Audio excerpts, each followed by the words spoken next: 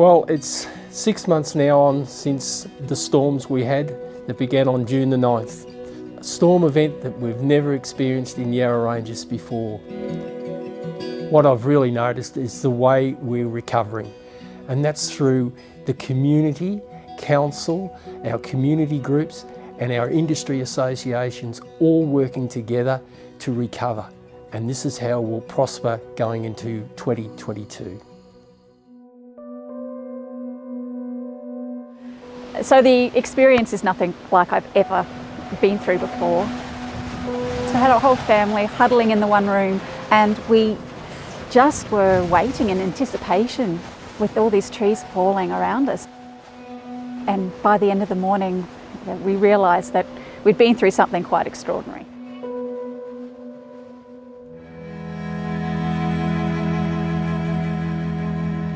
So as a community, I think a lot of people were very frightened and had no idea what to do.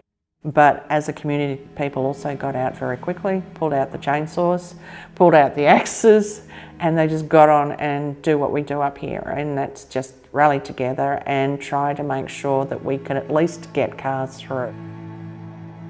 From a business perspective, what we found was that basically that first week, no business opened up here.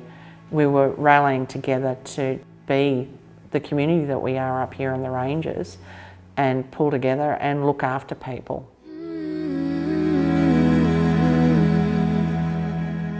A lot of people thought we'll be fine afterwards, and then as it went on, and of course we've had subsequent storms afterwards, we realised actually we do need that help. We know from many different kinds of disasters that one of the very challenging periods is about 6 months after the event. Most people mobilise themselves and get very busy adjusting to all the dramas and difficulties of that early period. But around about 6 months, often things haven't quite panned as they expected, and they've been working very hard for a long time and they're getting very tired, and that's often a time when people really need to notice what they need and take care of themselves.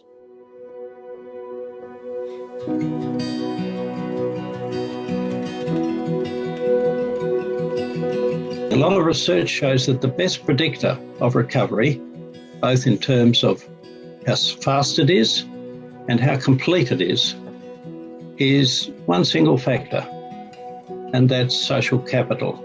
That is the relationships that people in the community have with each other, and to protect those. And most importantly is the relationships in the family. Now there's one thing to say, a problem shared is a problem halved, and you sort of feel that you can give each other a hug. Say, I've been there, I know exactly what you've been through, we share this history, and then together we can move forward. We as businesses and we as residents have to plan ahead and say, how do we do it? How are we going to meet those challenges? That's what we do. We just, we're human beings. There's a challenge in front of you. You can choose to sit on your hands or you can keep marching forward. I'd rather march forward.